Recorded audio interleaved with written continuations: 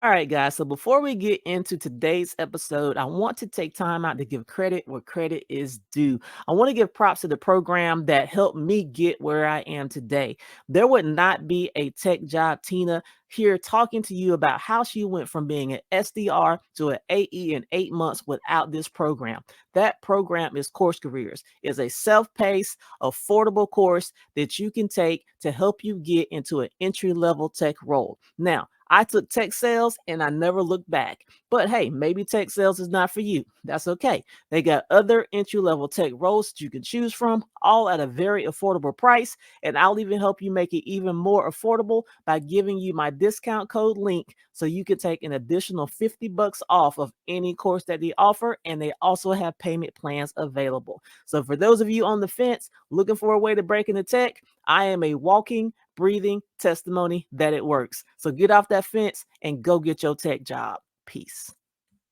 What's going on, guys? It's your girl Tech Job Tina signing in. Today's episode, I'm going to share some content with you that I found just as somebody that I have been following on social media, both Instagram and YouTube. I want to put you onto her because I think she's actually a phenomenal person. And I think you can learn a lot from the things that she teaches. So before we get into that, guys, merch alert. If you guys are looking for ways to support the channel, if you find value in what I do, definitely check out some of the merch that I have created. I'll put a link to my store in the description and in the comments. Got this cool cap here. Got a bunch of other things on there. I have 2 stores for you to choose from. On my Blessed Being store, I got caps like these, shirts, hoodies, and things of that nature. You can also pick up this cool hat right here as well. Then on my Tech Job Tina merch channel, or shop, I should say, I got other cool things. I got some Tech Job Tina merch on there, as well as some cool little hats and things that you can get on that as well. So merch alert, just wanted to let you guys know. So today I want to put you on to a lady by the name of Jenny Clark. Jenny Clark has 20 years of executive recruiting experience, right? She has amazing content. Her delivery is always like on point. I just love the way, she speaks. And it's just like when she talks, you just listen, right? So I'm going to put you onto her. I definitely suggest you follow her content. I will put a link to her YouTube channel in the description as well. So in this particular snippet that I'm going to share with you, she's giving interview advice, right? So my goal here is to not just put you onto content for the sake of putting you onto content. It is to provide you with content that can help you in your search for your first tech role, right? So this show is no different. So you guys, I'm introducing to you Jenny Clark, phenomenal individual. Let's go. More, check out the description of this video. In preparation for a job interview, most people read the job description, maybe go on the company's website and possibly talk to someone who might work there or worked there if they're lucky enough to know someone. They review their resume, so what they say is actually consistent with what's on the paper, and try to anticipate a few questions they'll be asked. More advanced interviewees have learned to go in with a couple of questions for the interviewer because it can signal having done some homework and being curious. Know your audience. Get details on the person or people that you'll be interviewing with. Are they individual interviews or a panel interview with several people posing questions in the same room? Research each person so you know their professional background and a few other facts. That's what Google's for. Prepare a narrative. You might be prompted with, "Tell me about yourself." And stuttering and pointing to your resume is not an option. This is telling a short story, 2 to 5 minutes long, that includes what is not on your resume. It connects the dots for why you made certain decisions, experienced certain failures, and generally why you're sitting in front of the interviewer. I have 2 podcast episodes devoted to the topic of building a narrative. My podcast is called Fifth Dimensional Leadership, and it's on all the major platforms, Spotify, Apple, Google, what have you. Do a mock interview. Ask a colleague, a friend, or a family member to pose 3 to 5 questions that you have prepared written responses for. Ideally, the mock interviewer knows something about your world and can offer critical feedback on the content as well as the tone of your responses. Be prepared to respond to these types of questions. Behavioral or competency-based questions. They involve describing prior situations and matching those to what is required in the current job.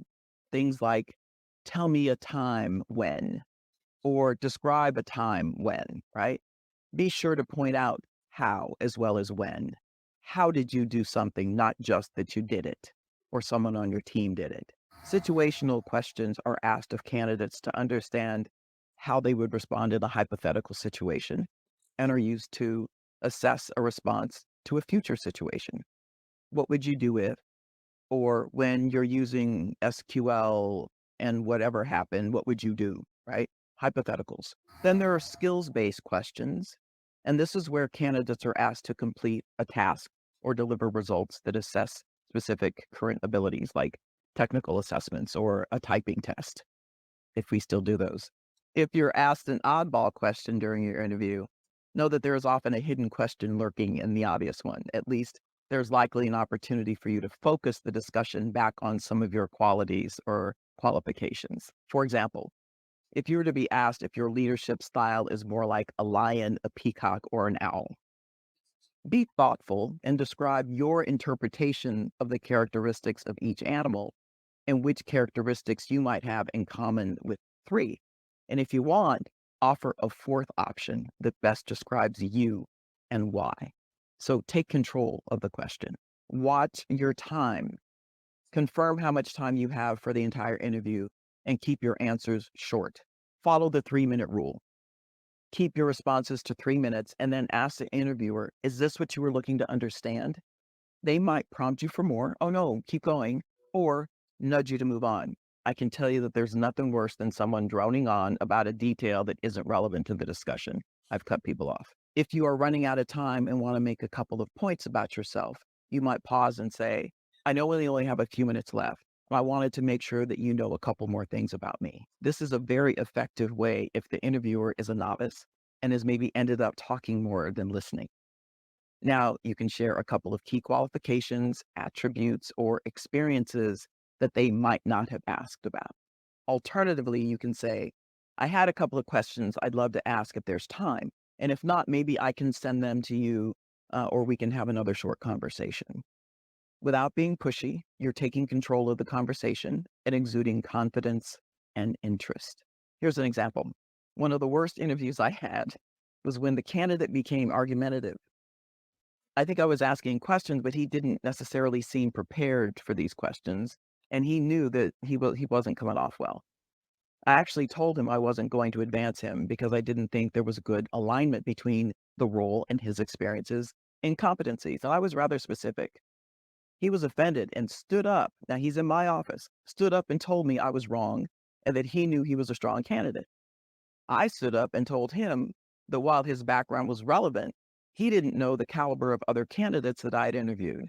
And I went on to say that he might want to sit down and watch his tone, or there was a chance he would not hear from other of my colleagues for future opportunities. The point being, leave on a positive note, even if you're eliminated. It's not always personal. I know firsthand how taking that first step can be the catalyst for a life-changing transformation. All right, guys, I'm gonna stop it right there. I definitely agree with everything she was saying. I mean, I've got some interview content posted on my channel that you guys can go and take a listen to, where I actually did what she was talking about. And I actually talked about this not only on my own content, but on an interview I did with Techniche Tips. It is a live that we did together. I'll post a link to that as well because the question was posed like, how did I prepare for that interview? And I talked in depth about what I did. And one of the things I did was what she was talking about when she's like, you need to get to know who your interviewer is. Not just doing that surface level research, really dig down deep and try to get to know who it is you're going to be sitting in front of, right? So I was telling him what I did for the recruiter. I was like, I researched not only how long she'd been at the current company I was interviewing for, I looked to see what her background was, what other companies she'd been to. I looked at her posts to see what types of posts she was posting, everything I could do. I was like, I could have probably told you what her favorite color was because I was doing my research to try to get to know this person before we sat down for an actual conversation. So that research you do ahead of time, it will come in clutch when you get into that interview. You do not want to wing an interview, right? Even to this day, like if I've interviewed like lots, trying to get into this position, do the exact same thing. I don't care how great of an interviewer you think you are. You need to prep and prepare. In fact, you need to over prepare, right? Confidence comes from over preparation. If you want to be totally confident, over prep for your interview. That way, when you get into the interview, you are so ready that more than likely whatever they throw at you will feel easy for you because you over prepped, right? So that's my advice for you guys. And like she said, find someone that you can mock interview with. Don't go in this alone, man, because you don't know what you don't know. You might think you're killing it because you're just practicing by yourself. Whereas had you just practiced with somebody else, they would have told you, yo, you need to go back to the drawing board on A, B, and C, right? So don't go it alone. It's too important of a decision. It's something that can change your life forever. So don't go into it half-assing it. You want to definitely prep. So I hope this Jenny Clark snippet was just another something to help you guys along your journey. So I want to get into something else that I saw on Reddit. For those of you that don't go on Reddit, they have an amazing tech sales group on Reddit, and they cover so many different topics, from people just sharing their personal stories, good, bad, and ugly, to people that are trying to break in and have questions, to people that are trying to, level up their careers and have questions. Anything you can think of is in this tech sales Reddit chat. I will post a link to that chat in the description. So I want to touch on a post that I saw in there recently, and it brought up a topic that nobody ever talks about, but I know a lot of people are going through this exact same thing. So let's get into that right quick. All right. So the topic of this Reddit post was, any AEs miss being an SDR. So this one was posted a month ago in the Reddit tech sales group, right? So this is what he says.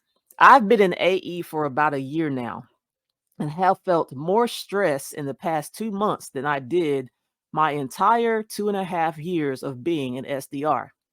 I kicked ass as an SDR, hit quarterly quota, usually by the time the second month was over. One on ones with my manager were an easy 5 minutes.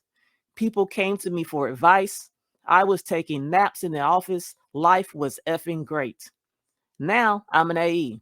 Been doing it about a year and can feel the pip coming anytime. For those of you that don't know what a pip is, that's a performance, one of those performance things. They're basically giving you 90 days to shape up or ship out. A lot of people make a joke and they call the pip a dip, because when you get a pip, you know it's time to dip, right? So that's what a pip is. Now I can feel the pip coming any minute. Constantly on calls, had a few months where I hit like half my quota. Honestly, just feel like I'm not a good AE. I was such a good SDR, though I miss outbound cold calling. It was so within our control. Now I'm having to deal with champions who love my product but get shot down by their manager, investors, the board, etc. And for those of you that don't know what a champion is, that's that one person within the company that is like the cheerleader for your product. They love, love, love your product, and you hope that that champion is strong enough to sway the decision makers within the organizations. Because most cases, the champion is not a decision maker, but you just hope you pick the right champion and that they are influential in the decision making processes of the people who are the decision makers. All right. Kind of want to go back to being an SDR, but the pay cut would suck. Has anyone demoted themselves before? When I saw this, especially for me, because I'm just now, in my AE role. So when I saw this, I understood exactly what he was saying. When he was like, look, I was a bomb SDR, I was top performing, I could do the job in my sleep, right? So when he said that, I can relate to that because I feel the same way. I could do an SDR job in my sleep. I enjoyed that job. It was totally fun, right? And we have to remember, the same skill set that makes you a top SDR is not going to be the same skill set that makes you a top AE. I knew that going in, and I think I've actually said that on this channel. So here I am right now. I'm building a completely new skill set, right? And one of the things I said to my VP of sales when we were in our interview, during the interview process of being the AE, I told her that I was coming in here prepared to embrace the suck, because I knew my first few months of being an AE was going to suck, because I'm coming from another position where I had early on success, right? My second month of ramp, I was number one. on my team. And then from that point on, I top performed every single month with a lot more number one positions. And I was never anything less than number 3 on my team every single month, right? And all that performance, of course, as we know, led me to President's Club. So here I am in a different role. I'm not getting the amount of early success I was getting on the SDR team. Why? Because this is a completely different animal, right? Am I meeting my quota? Of course, yeah. Smash through my ramp quota, absolutely fine, right? So here we are now. I saw the post. It definitely did resonate with me because I understand where they're coming from. And for those of you that are wondering what my answer would be for this particular post, I wouldn't shoot it completely down. Now, would I want to go back to being an SDR at my company?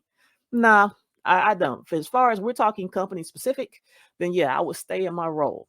But if an opportunity down the line came and it was like a rock star company and they had a rock star SDR role available and the money was within where I needed to be, I would definitely consider it. I don't see any problem with going back. I don't even see it as a demotion. Some people see it as, oh, you failed at being an AE. At the end of the day, you have to do what is best for you.